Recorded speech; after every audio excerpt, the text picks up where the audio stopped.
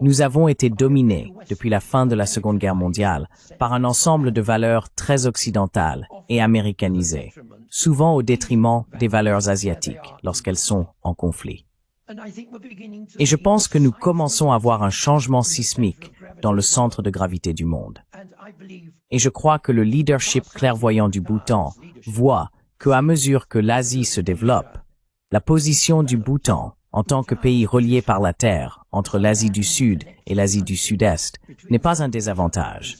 C'est un avantage merveilleux et profond. Et Gallifrey Mindfulness City est un effort pour tirer parti de cela.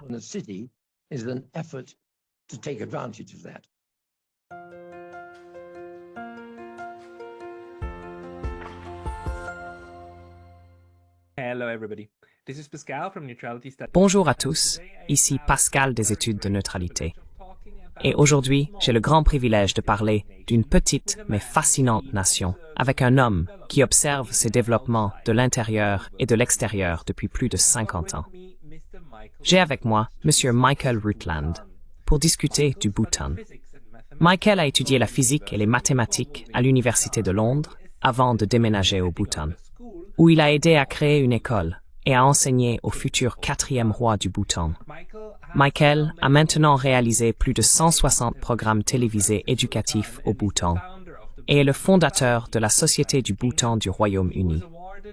Il a été décoré de l'Ordre de l'Empire britannique en 2005 par la reine Elisabeth II pour ses services aux relations britannico-bhoutanaises. Il est également titulaire de l'Ordre du Mérite du Bhoutan. Oh, et il est aussi devenu citoyen bhoutanais. Il vit actuellement à Thimphu, la capitale. Michael, bienvenue. The capital. Michael, welcome.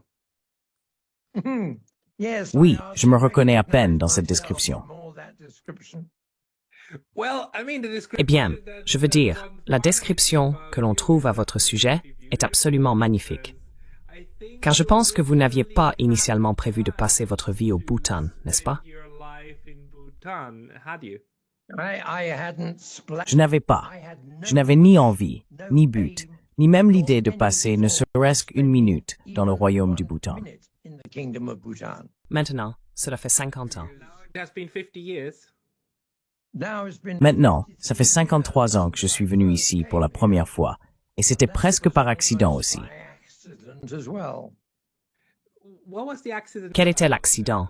Et comment se fait-il que vous soyez ensuite allé au Bhoutan au début des années 70?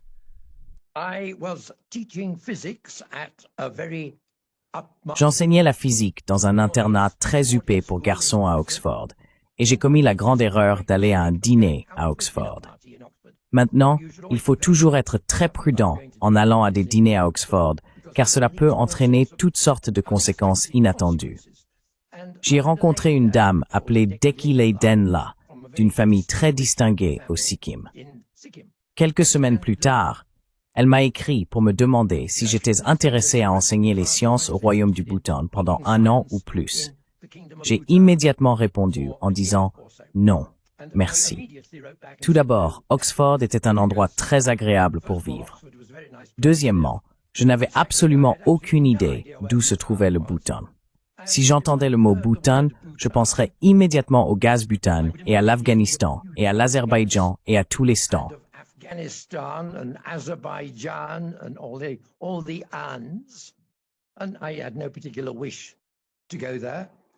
Et je n'avais aucune envie particulière d'y aller. Alors j'ai répondu en disant « non, merci ». Elle m'a ensuite écrit à nouveau 3 semaines plus tard, répétant l'invitation. Et je n'avais aucune idée d'où se trouvait le Bhoutan. Le lundi matin, j'ai téléphoné à la Royal Geographical Society et j'ai dit à la dame qui a répondu au téléphone « Bhoutan, je me demande si vous pouvez me dire quelque chose sur un endroit appelé Bhoutan ». Et il y a eu un petit silence, puis elle a dit d'une voix très agressive « Pourquoi voulez-vous savoir ?» J'ai pensé « Oh mon Dieu, lundi matin, peut-être qu'elle avait passé un bon week-end ». Et j'ai expliqué que j'avais été invité à aller y travailler pendant 1 an, et il y a eu un autre très long silence. Et elle a dit, « Eh bien, vous devez venir nous voir. Quand pouvez-vous venir nous voir ?»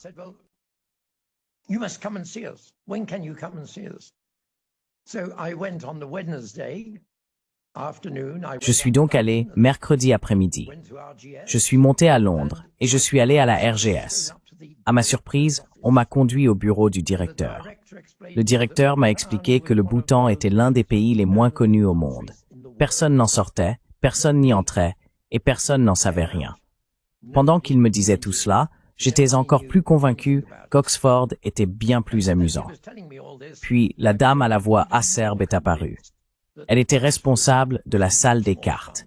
Et elle a dit, « Voulez-vous voir notre carte du Bhoutan ?» J'ai dit, « Eh bien oui. » Nous sommes descendus à la salle des cartes. Elle a ouvert le dossier en cuir et m'a montré la carte du Bhoutan de la Royal Geographical Society, qui était une feuille de papier de la taille d'un A3 avec la forme en losange du Bhoutan dessus.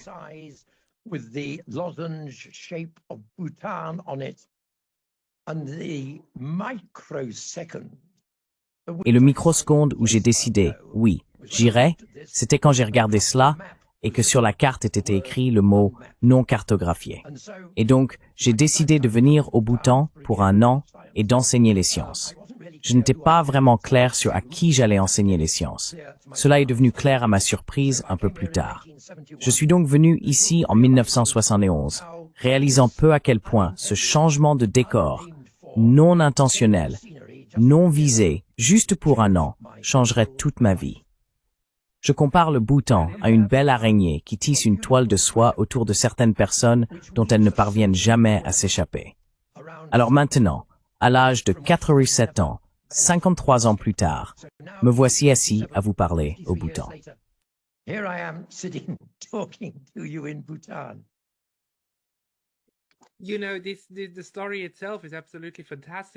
Vous savez, l'histoire elle-même est absolument fantastique, mais elle est si étroitement liée à ce que j'aimerais en savoir plus de votre part, à savoir la configuration politique de ce pays.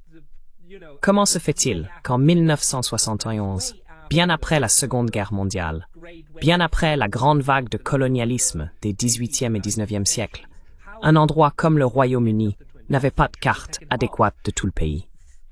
Comment se fait-il que c'était encore cette dernière parcelle de terre qui était essentiellement inconnue des Européens?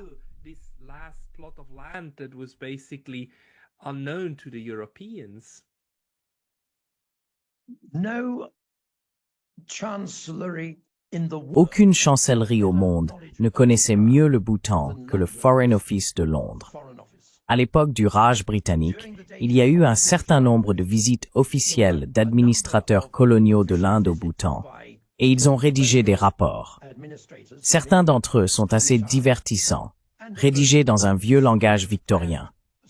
Un visiteur en particulier qui n'a pas passé un très bon moment ici a écrit, et si je me souviens bien, ces mots étaient « Les habitudes de tous les gens sont extrêmement sales, et il faudrait être un homme courageux pour interposer volontairement l'un de ces indigènes entre le vent et sa noblesse. »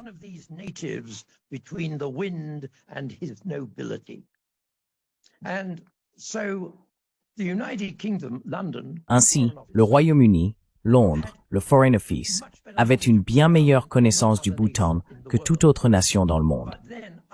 Mais après 1947 et l'indépendance de l'Inde, le Foreign Office a plus ou moins perdu intérêt pour le Bhoutan. Ils estimaient que c'était sous la sphère d'influence de l'Inde et bien trop insignifiant pour que le Royaume-Uni s'en préoccupe encore. À l'époque du Raj, l'intérêt du Royaume-Uni n'était pas tant de prendre le contrôle du Bhoutan, mais il voyait le Bhoutan comme une route commerciale vers Lhasa et le Tibet. Donc, aucun effort réel n'a été fait pour occuper et prendre le contrôle du Bhoutan. C'était heureusement considéré comme un endroit bien trop insignifiant.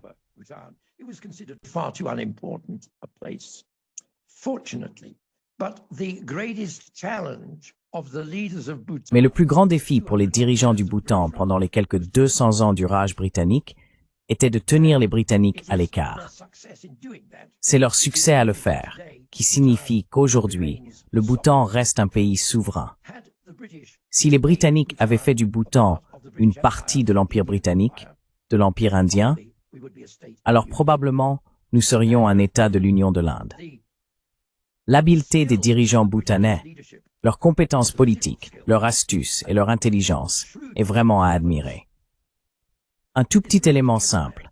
Le premier roi du Bhoutan, lorsque les Britanniques lui écrivaient depuis l'Inde, il l'adressait en tant que Son Altesse, le Maharaja du Bhoutan.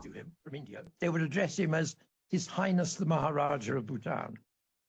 And he replied with his subscript was... Et il a répondu avec son abonnement en tant que Son Altesse, le Maharaja du Bhoutan.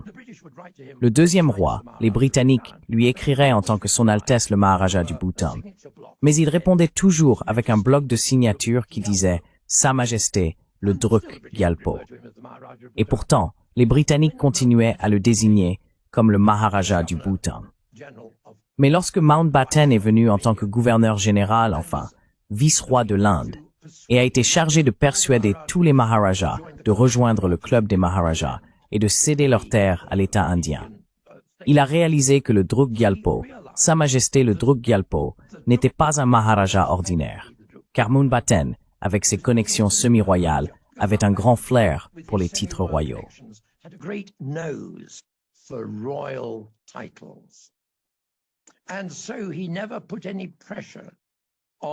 Et donc, il n'a jamais exercé de pression sur le deuxième roi du Bhoutan pour qu'il rejoigne le club des Maharajas. Et c'est une petite raison, pas la seule raison, pour laquelle le Bhoutan n'a pas été incorporé dans l'État indien, l'Union de l'Inde. Et parfois, des Américains viennent ici et ils disent « Oh Michael, pourquoi êtes-vous tous si préoccupés par ces titres?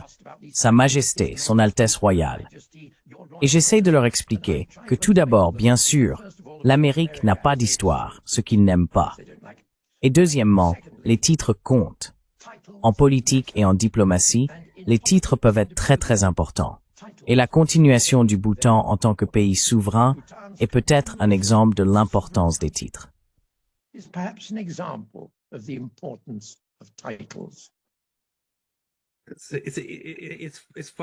C'est drôle qu'il te pose cette question.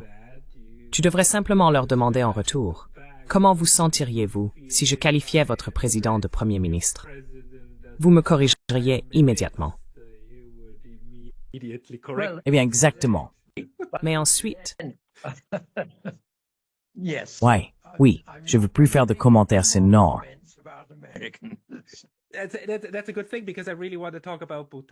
C'est une bonne chose, car je veux vraiment parler du Bhoutan.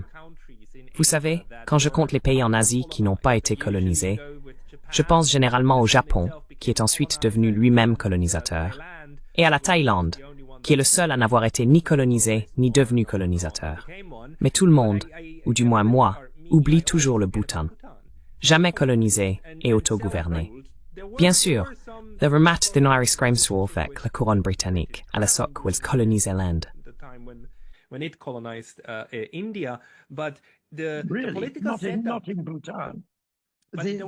Vraiment? Pas au Bhoutan. Le deuxième roi a assisté au Durbar à Delhi, mais il n'y a pas assisté en tant que Maharaja subordonné comme l'ont fait tous les autres Maharajas. À part cela, il n'y avait aucune relation avec la couronne britannique à cette époque. La relation aurait pu être avec certains fonctionnaires coloniaux à Delhi qui venaient en visite, mais il n'y avait vraiment et véritablement aucune relation avec la couronne britannique.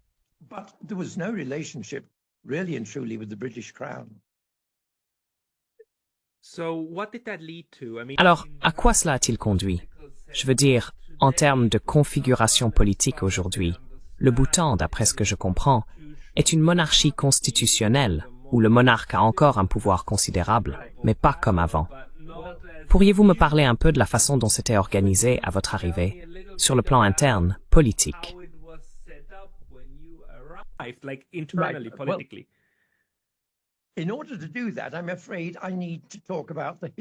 Pour cela, je crains de devoir parler de l'histoire du Bhoutan, s'il vous plaît, et je vais le faire.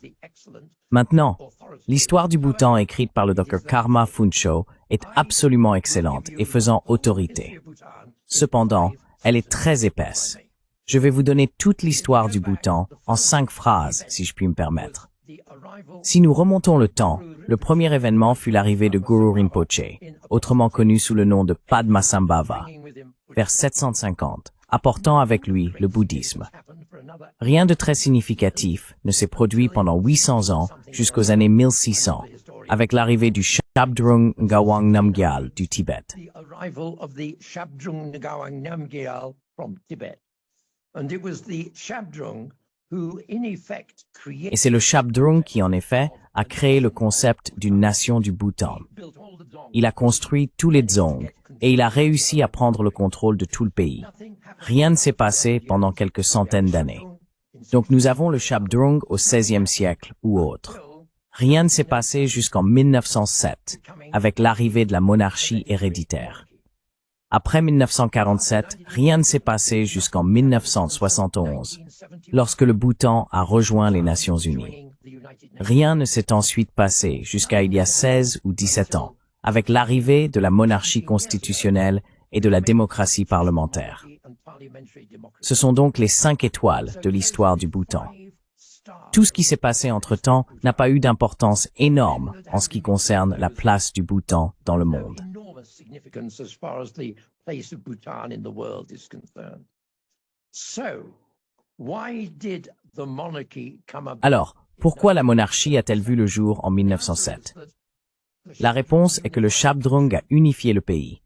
Mais après sa mort, les hauts fonctionnaires ont estimé que si sa mort était connue, le Bhoutan sombrerait dans des luttes intestines. Sa mort a donc été gardée secrète pendant 47 ans. On a fait croire qu'il était en profonde méditation. C'est encore vrai, un peu comme le roi Arthur en Angleterre, qui est au château de Tintagel. On croit encore que le premier Shabdrung est en profonde méditation à Punakha Dzong. Cependant, lorsque sa mort a été connue, ce qui a suivi a été 200 ans de guerre interne continue, un seigneur de guerre combattant un autre. Et la vie des gens était terrible. Fighting another. And the life of the people was terrible. The first king's father, Le père du premier roi, Jigme Namgyal, est devenu le seigneur de guerre le plus puissant et le plus réussi. Il a réussi à transmettre à son fils, le premier roi du Bhoutan, Ugyen Wangchuk, une situation où presque toutes les luttes internes avaient été arrêtées. and the internal warfare La guerre interne a été mise fin par Ugyen Wangchuk, un homme très astucieux, puissant et intelligent, tant sur le plan philosophique, politique que militaire. En 1907, tous les hauts fonctionnaires et moines se sont réunis et ont élu Ugyen Wangchuk comme premier roi héréditaire du Bhoutan. as the first. On me demande parfois pourquoi la monarchie ici est si populaire, alors que d'autres ont disparu. J'ai la réponse en 4 phrases. And I have the answer in 4 sentences. Number 1, the coming of the monarchy brought Premièrement, l'avènement de la monarchie a apporté la paix intérieure à un pays qui pendant 200 ans avait été déchiré par des luttes internes. Deuxièmement, les rois du Bhoutan, tous, sont restés très très proches du peuple. Je l'illustre. Si vous êtes allé à Katmandou et avez regardé le palais royal et la hauteur des grilles de fer qui l'entourent, les grilles font probablement 30 pieds de haut. Le petit mur autour du palais royal au Bhoutan m'arrive à la hanche. Et cela illustre la manière dont les monarques du Bhoutan, tous, sont restés très proches du peuple. En fait, dans la Constitution, chaque citoyen bhoutanais a le droit d'audience personnelle avec le roi. Et il existe une structure et un système pour mettre cela en œuvre. and there is a structure and system for implementing that. Reason number 3, all the kings of La troisième raison, c'est que tous les rois du Bhoutan ont vécu très simplement. Vous ne trouverez pas de robinet en or massif dans le petit palais. fourth king Le quatrième roi se déplace encore, soit dans un Hilux, soit dans un vieux Toyota Land Cruiser usé. Toyota Land Cruiser. Le cinquième roi a 1 ou 2 voitures légèrement meilleures, mais il ne les a jamais achetées. Been gifted. Elles lui ont été offertes. The Le mode de vie de la monarchie, comparé à d'autres, et j'ai travaillé pendant 5 ans pour le sultan d'Oman, le défunt sultan d'Oman, où il y avait des robinets en or massif. style of the kings of Le mode de vie des rois a été très simple, comparé à d'autres monarchies. and the fourth Et la quatrième raison est qu'il a été manifestement évident que chacun des 5 rois du Bhoutan a été absolument dévoué à la nation et au peuple, et non à leur propre enrichissement financier et matériel. own financial and material aggrandizement. And Et ce sont les 4 raisons pour lesquelles je crois que la monarchie du Bhoutan est si appréciée. Il y a quelques années, j'ai rencontré un journaliste d'un grand journal anglais qui écrivait un article sur le Bhoutan. J'ai dîné avec lui le jour de son arrivée. Et pendant le dîner, il m'a dit « Je dois être parfaitement honnête. Je suis un républicain total. Je pense que toutes ces monarchies sont des absurdités. J'ai été dans tant de pays où je vois des photos de rois partout sur les murs, et c'est tout un tas de bêtises. Et j'ai pensé « Oh là là ». Quoi qu'il en soit, je l'ai rencontré à la fin de son séjour de 3 semaines ici, et il a dit « Très impressionnant. Je vous enverrai une copie de mon article avant sa publication. » En effet, quelques semaines plus tard, il est arrivé. L'avant-dernier paragraphe disait « C'est une chose terrible à dire pour un républicain convaincu. »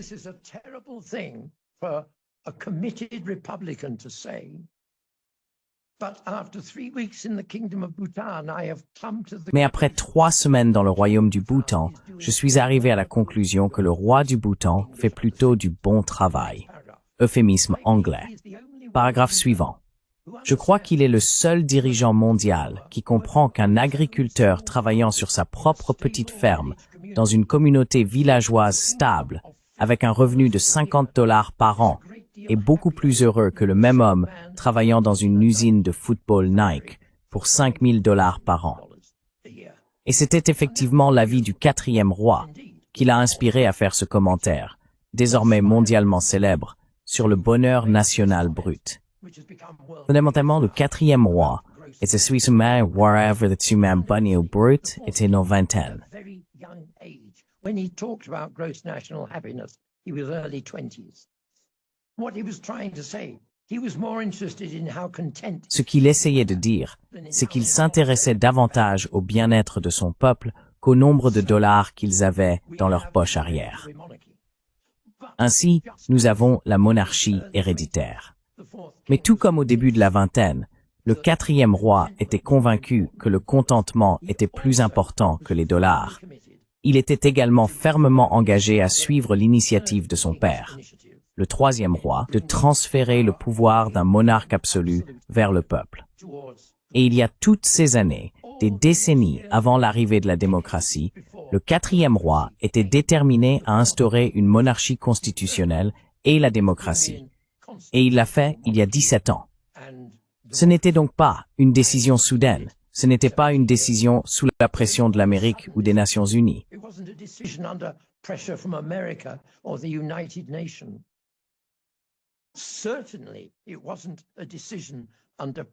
Certainement, ce n'était pas une décision sous la pression du peuple, car vous savez aussi bien que moi qu'à l'époque, si vous aviez fait un sondage d'opinion publique, 89,99% de la population aurait voté pour maintenir le règne du roi.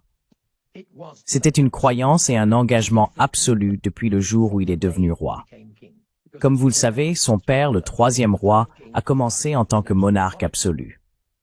Mais c'est lui qui a créé l'Assemblée nationale et le Conseil consultatif royal pour essayer très lentement de faire en sorte que le peuple ait son mot à dire dans le gouvernement du pays.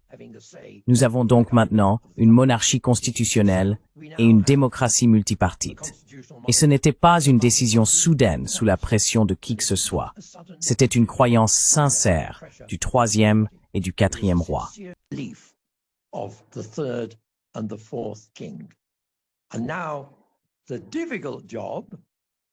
Et maintenant, la tâche difficile de tout mettre en œuvre a été laissée au 5e roi. Et parfois, les gens me demandent pourquoi le 4e roi a pris sa retraite alors qu'il n'avait que la cinquantaine. Et ma réponse est la suivante. Partout au Bhoutan, vous verrez des photos du 4e roi.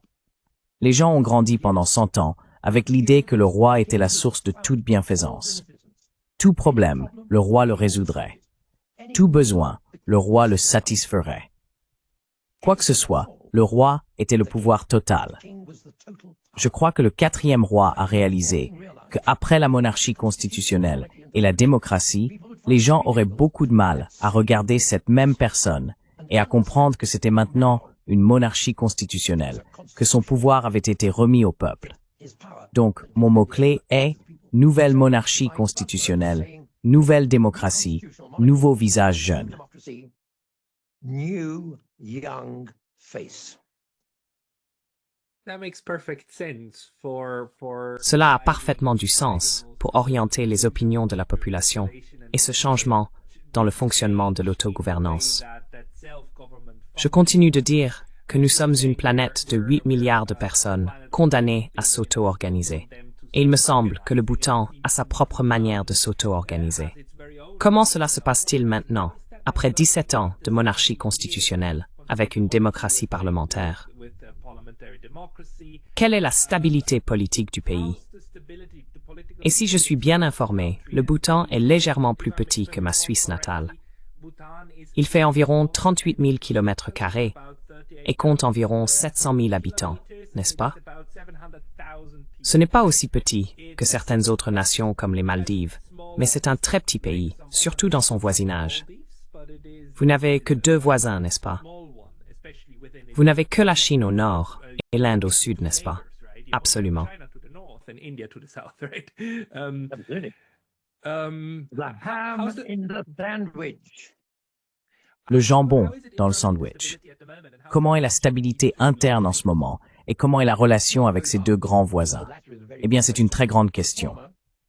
L'une des choses merveilleuses à vivre au Bhoutan est de regarder l'instabilité aux États-Unis, l'instabilité en Angleterre, l'instabilité en Allemagne, l'instabilité en Italie, l'instabilité au Moyen-Orient et l'instabilité dans certaines parties de l'Afrique.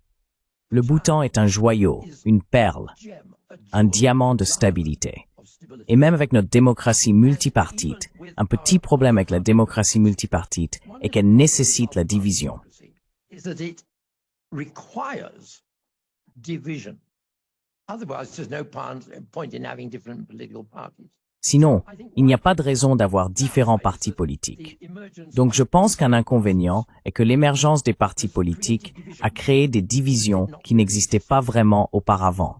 Mais c'est très important, le facteur unificateur qui, pour ainsi dire, cimente les divisions est la monarchie.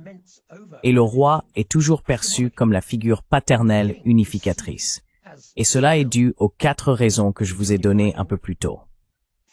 Ainsi, le Bhoutan est politiquement très stable. Nous venons d'avoir une élection où le parti qui a formé le 2e gouvernement a perdu la 3e élection, a maintenant remporté la 4e élection. Lost the 3rd election, has now won the 4th election.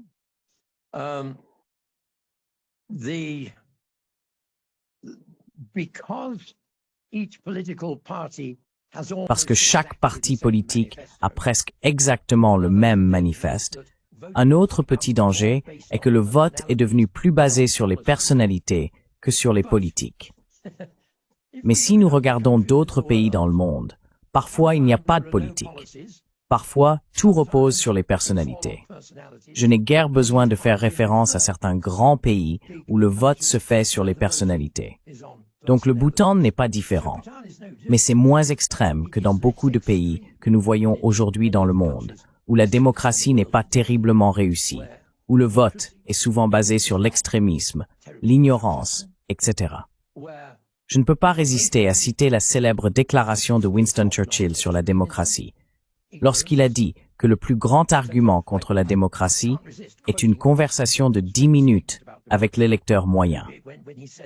Eh bien, c'est absolument vrai en Angleterre, comme en Amérique. Je ne suis pas sûr pour la Suisse, car personne dans le monde ne comprend le système politique en Suisse. Nobody in the world understands the political system in Switzerland. We do something similar to Nous faisons quelque chose de similaire au Bhoutan, c'est-à-dire que nous valorisons la stabilité plutôt que la division. Nous le faisons en ne votant pas pour des personnes, mais pour des questions, n'est-ce pas? Et cela crée également de la stabilité. and that also creates stability. C'est exactement le contraire du Bhoutan en ce moment. Yeah, it is the exact opposite. C'est exactement le contraire d'un système monarchique. Mais c'est quelque chose qui crée de la stabilité à long terme. No, you mentioned a monarchical Vous avez mentionné un système monarchique. Le point est que la différence entre voter pour des politiques et voter pour des personnes n'a rien à voir avec la monarchie. Cela concerne la démocratie multipartite. Exactement. Les gens ne votent pas pour le roi. Right. People don't vote for the king. Right. That's true. So the king D'accord, d'accord. C'est vrai. Donc, le roi reste, et le roi est le facteur intégrateur. En Suisse, le facteur intégrateur est le fait que nous pouvons voter sur des questions. Donc nous n'avons pas besoin de nous soucier autant des partis, parce que nous savons que nous pouvons les contourner. Et d'une certaine manière, la confiance au Bhoutan repose sur le fait que le roi veillerait aux intérêts du peuple, pour le bien du peuple, je suppose. and still for the good of the people, I suppose. Oui, exactement. Vous n'avez vraiment personne en Suisse qui soit l'équivalent du roi. Of the king. No, the opposite. Non, c'est le contraire. Nous n'avons même pas l'équivalent d'un premier ministre, parce que ce sont 7 ministres qui partagent le pouvoir, et aucun d'eux n'est plus puissant que les autres. If you had a more Si vous aviez une situation plus conflictuelle, vous êtes tous excellents pour tirer des pommes sur la tête des gens. excellent shooting apples off people's heads. Exactly, that's what the Germans told us. What we are Exactement. C'est ce que les Allemands nous ont dit, ce en quoi nous sommes bons, avec cet endroit merveilleux. Mais permettez-moi de revenir au Bhoutan, car la question de la politique étrangère est vraiment quelque chose qui me tient à cœur, car vous avez, si je comprends bien, quelques différends frontaliers avec la Chine. Et il y a cet exemple du Tibet, n'est-ce pas, qui était, à bien des égards, un voisin très important jusqu'à ce qu'il devienne aujourd'hui une partie de la Chine. Alors, comment se développe actuellement la relation avec la Chine? How is the relationship with China developing at the moment? Let me go back again to the Eh bien, permettez-moi de revenir aux années 60. Jusqu'au milieu des années 60, les relations du Bhoutan avaient toujours été orientées vers le nord, pas vers le sud. En fait, la menace pour le Bhoutan ne venait pas du nord, mais des Britanniques en Inde. L'annexion, ou quel que soit le mot, différentes personnes ont des mots différents, du Tibet par la Chine dans les années 60, a pour la première fois alerté le Bhoutan d'un danger venant du nord. Comme vous le savez, Mao Zedong a un jour prononcé un discours dans lequel il faisait référence à Aksai Chin, au Cachemire, au Népal, au Sikkim et au Bhoutan, comme les 5 doigts de sa main tibétaine. Cela n'a jamais été mis en œuvre, et cela n'a en fait jamais été répété. was never acted on, and it was actually never repeated. Nevertheless, the third king of Bhutan Néanmoins, le troisième roi du Bhoutan a réalisé le danger potentiel venant du nord, et il a pris la décision consciente d'aligner le Bhoutan avec l'Inde au sud. Le troisième roi était un très très bon politicien dans le meilleur sens du terme, et il a réussi à persuader Nehru, mais plus important encore, sa fille Indira Gandhi, de soutenir la candidature du Bhoutan pour rejoindre les Nations Unies. Quand je suis arrivé ici en 1971, il n'y avait pas d'ambassadeur indien. Le représentant indien ici portait le titre d'officier spécial de l'Inde au Bhoutan, parce que fondamentalement, South Bloc en Inde ne reconnaissait pas vraiment le Bhoutan comme un pays souverain. did not really acknowledge Bhutan as a sovereign country. The success of the third king in persuading Indira Gandhi to support Le succès du troisième roi a persuadé Indira Gandhi de soutenir l'entrée du Bhoutan à l'ONU en 1971 a probablement été le moment le plus significatif de toute l'histoire du Bhoutan. Une fois qu'il a rejoint l'ONU, il a été reconnu comme un pays souverain. Je pense que j'étais le seul étranger présent, sans compter les Indiens, le seul étranger occidental présent au match de tir à l'arc de 3 jours à Thimphu pour célébrer l'adhésion aux Nations Unies. Quelques jours plus tard, mon ami, qui était l'officier spécial de l'Inde au Bhoutan, a soudainement été renommé Son Excellence, l'ambassadeur de l'Inde au Bhoutan. C'était le moment le plus significatif, et c'est pourquoi nous sommes une nation souveraine aujourd'hui. That was the most significant moment, and that's why we are a sovereign nation today. So, La relation avec l'Inde a été développée par le troisième roi en réponse à l'annexion du Tibet par la Chine. Elle a été développée et renforcée grâce au soutien de l'Inde pour que le Bhoutan rejoigne les Nations Unies. Le rôle du Bhoutan en tant que pays souverain a déterminé la nature de ses relations avec l'Inde. Même si le traité original signé entre l'Inde et le Bhoutan contenait une clause stipulant que le Bhoutan accepte d'être conseillé par le gouvernement indien dans la conduite des affaires étrangères, ce qui a toujours été interprété par le monde extérieur comme signifiant qu'il faisait partie de l'Inde, cela a en fait été hérité des Britanniques.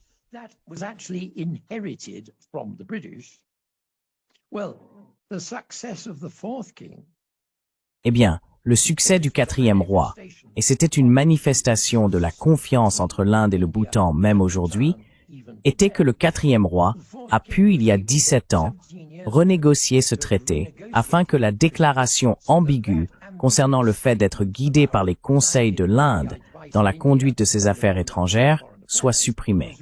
Et maintenant, le traité avec l'Inde ne contient pas cette clause. Cela n'a été possible que parce qu'il y avait un véritable lien de confiance entre l'Inde et le Bhoutan.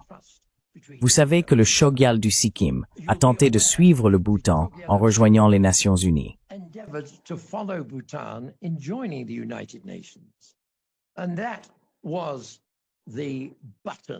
Et c'était le bouton qui a été pressé pour pousser Indira Gandhi à agir pour annexer le Sikkim et en faire un État de l'Union de l'Inde.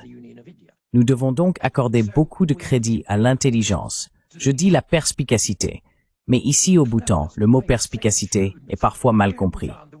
Ils ont entendu parler de la pièce de Shakespeare, La mégère apprivoisée, et ils pensent que la perspicacité est un commentaire désobligeant. La perspicacité signifie intelligent, subtil, diplomatique, etc. Je donne donc un énorme crédit au troisième roi pour la manière dont il a développé ce changement de relation du nord au sud avec grand succès. Et bien sûr, nous devons maintenant beaucoup à l'Inde pour tout le soutien qu'elle a apporté au Bhoutan.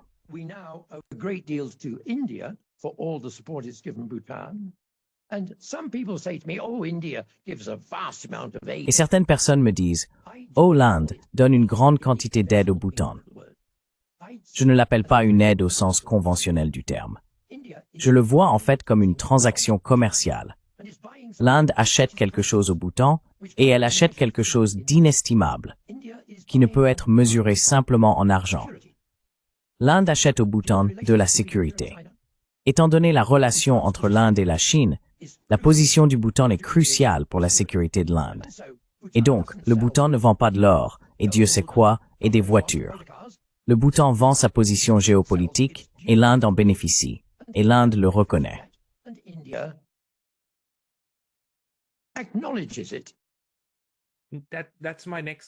C'est ma prochaine question. Que s'est-il passé dans les années 1960 qui a conduit l'Inde à aider le Bhoutan à devenir membre de l'ONU au lieu de l'annexer? Non, pas les années 960. Non, pas les années 70. C'était en 1971.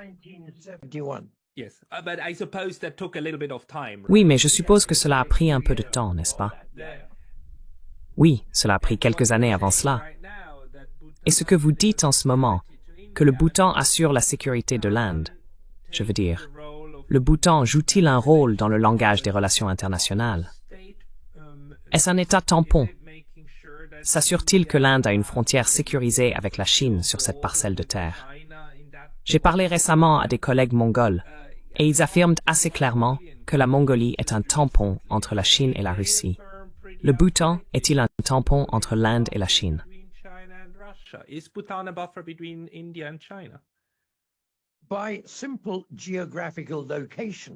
De par sa simple localisation géographique, c'est clairement un tampon. Il est entre l'Inde et la Chine. Donc oui, c'est un État tampon. Mais étant donné la menace apparue dans les années 60, lorsque la Chine a pris le contrôle du Tibet, les droits et les torts de cela sont un grand sujet. Il y a un argument qui dit que le Tibet faisait légitimement partie de la Chine, mais je suis très réticent à le dire parce que bien sûr, ce n'est pas l'opinion reçue. Étant donné la menace apparue, il est très raisonnable que le Bhoutan cherche la sécurité au sud et offre la sécurité au sud. C'est un donnant-donnant. C'est un arrangement mutuellement bénéfique. It's a quid pro quo. It's a mutually beneficial arrangement. And how does it do that? Et comment fait-il cela? C'est tellement plus petit que la Chine. Comment le Bhoutan s'assure-t-il d'avoir une bonne relation avec la Chine, ou du moins suffisamment bonne, pour ne pas aggraver les différends frontaliers?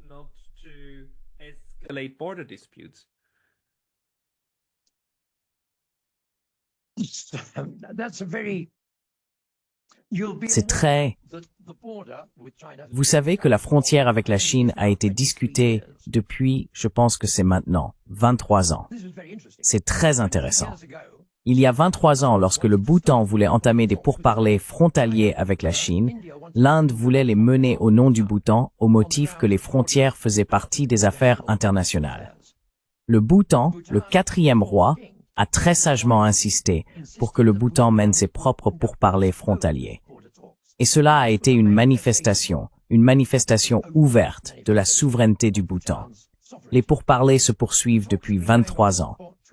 Connaissez-vous d'autres pourparlers frontaliers dans le monde qui ont duré 23 ans? Le fait qu'ils aient duré si longtemps de manière assez amicale et pacifique ne dit-il pas quelque chose?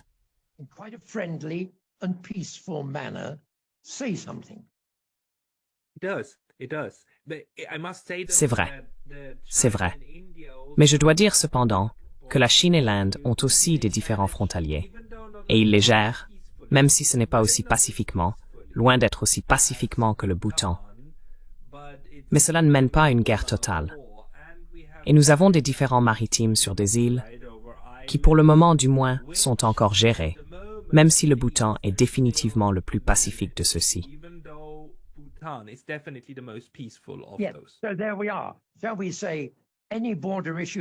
Alors, nous y sommes. Dirons-nous que les problèmes de frontières entre le Bhoutan et la Chine sont gérés? Parfois, gérer signifie ne rien faire.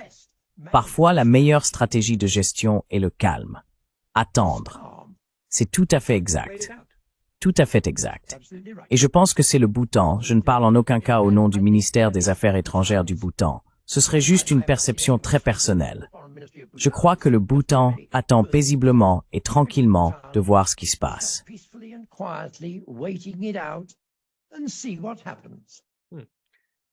Ce qui est tout à fait logique.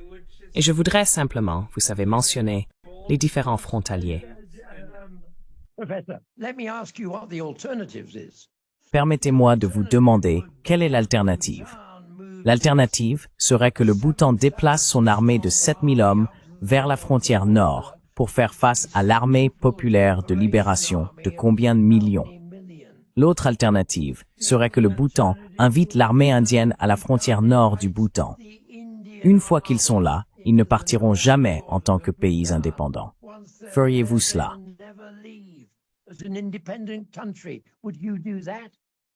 Jamais. En effet.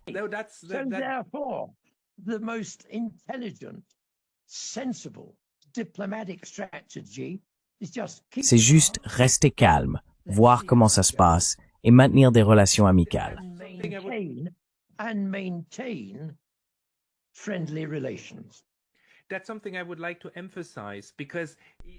C'est quelque chose que j'aimerais souligner, car les différents frontaliers et les différents territoriaux sont pour moi quelque chose de très toxique dans les relations internationales, parce que c'est soit à vous, soit à moi. Du moins, cela y ressemble. Mais assez souvent, surtout en Asie, nous voyons que différents États gèrent des revendications qui se chevauchent et ils ne vont pas en guerre. Et c'est quelque chose dont il faut s'inspirer. Mais il faut être deux pour danser le tango, n'est-ce pas? Cela signifie que les Chinois jouent le jeu, en fait, et qu'il y a une certaine forme de compréhension mutuelle. Alors, comment est la relation commerciale avec la Chine?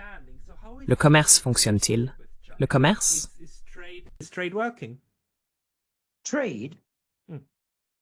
Il y a très peu de commerce officiel. Il y en a un peu. Si vous allez dans un magasin de meubles à Thimphu, vous pouvez constater qu'ils ont loué un conteneur maritime et acheté des meubles en Chine. Il n'y a pas de commerce massif.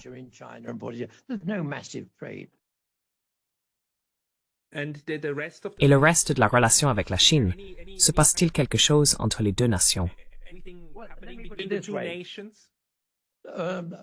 the last few years, the Chinese have sent over Ces dernières années, les Chinois ont envoyé un cirque d'État pour donner quelques représentations à Thimphu. Cela ne vous rappelle-t-il pas le jeu de ping-pong? Vous vous souviendrez de la diplomatie du ping-pong à l'époque de Nixon. will recall in the days of Nixon, ping-pong diplomacy. Diplomacy. Yeah. But it's Les Bhoutanais ont-ils peur de la Chine ou est-ce que vous voyez la Chine différemment? China something that you look at with J'aime pas que les Bhoutanais aient peur de la Chine. We're all afraid of China. Hmm. The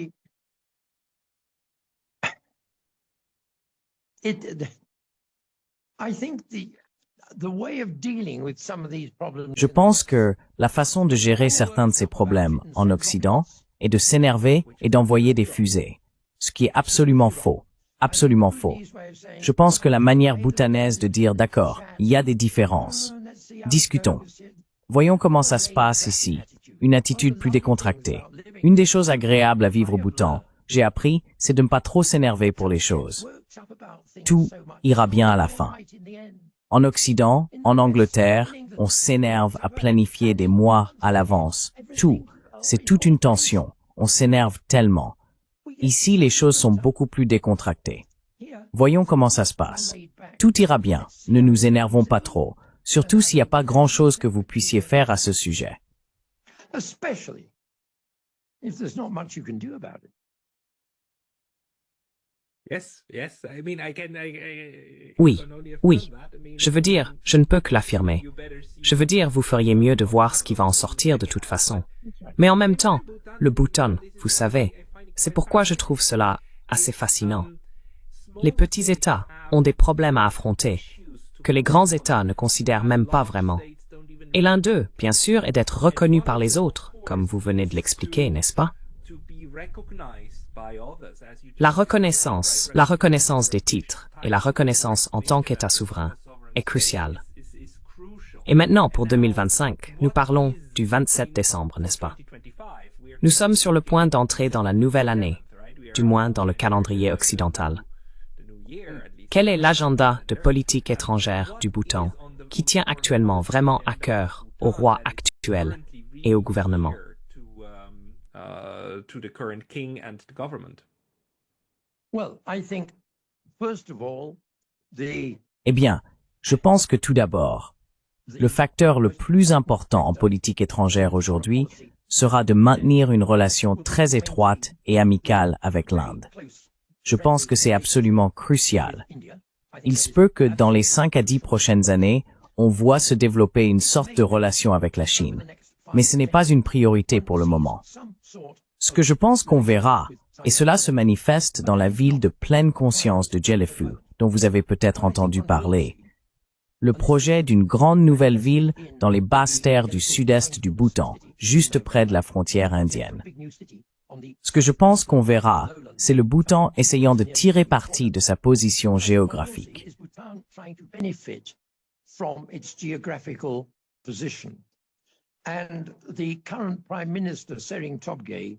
Et l'actuel Premier ministre, Tshering Tobgay, a fait ce que je considère comme un commentaire très perspicace, il y a quelques mois, dans un discours, lorsqu'il a dit que nous ne devrions pas nous considérer comme un pays enclavé.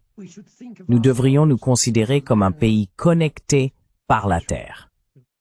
Et je pense qu'il avait tellement raison, parce que les gens disent « Oh, enclavé, comme c'est terrible, comme c'est difficile ».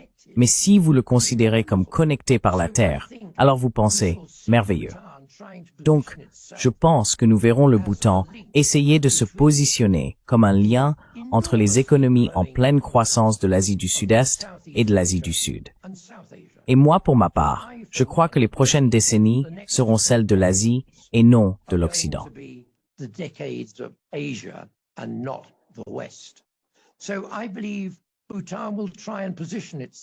Je crois donc que le Bhoutan essaiera de se positionner comme ce lien terrestre entre l'Asie du Sud-Est et l'Asie du Sud. Regardez simplement la taille des populations en Asie du Sud et du Sud-Est combinées. Ce sont des milliards, et cela croît en puissance, en richesse et en position dans le monde.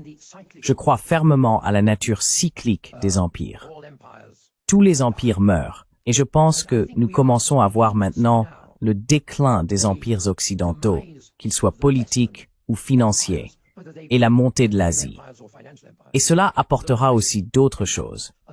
Nous avons été dominés depuis la fin de la Seconde Guerre mondiale par un ensemble de valeurs très occidentales, américanisées, souvent au détriment des valeurs asiatiques lorsqu'elles sont en conflit.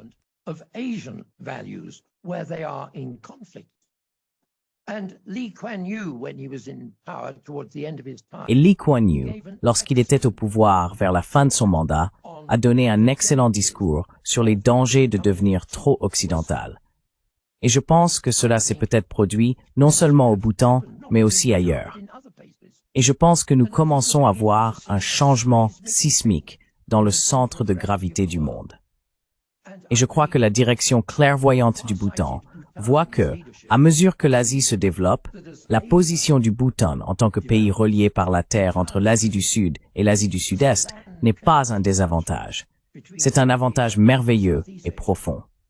Et la ville de la pleine conscience de Guelphu est un effort pour tirer parti de cela.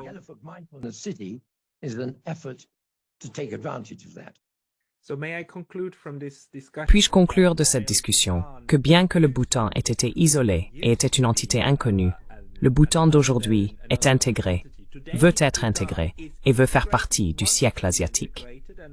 Est-ce juste de le dire? Eh bien, professeur, avec tout le respect que je vous dois, c'est pourquoi moi, assis dans ma maison à Thimphu, je vous parle, un professeur suisse au Japon.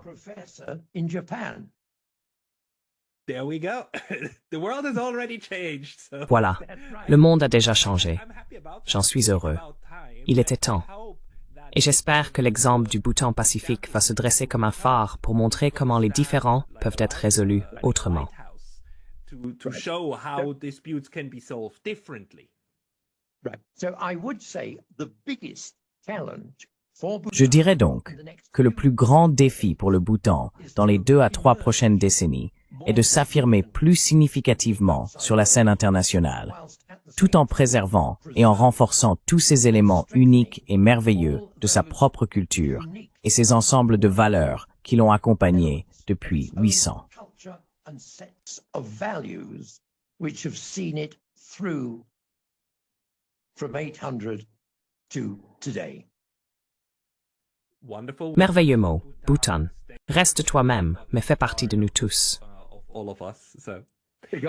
Parce que le monde a autant à apprendre du Bhoutan que le Bhoutan à apprendre du monde.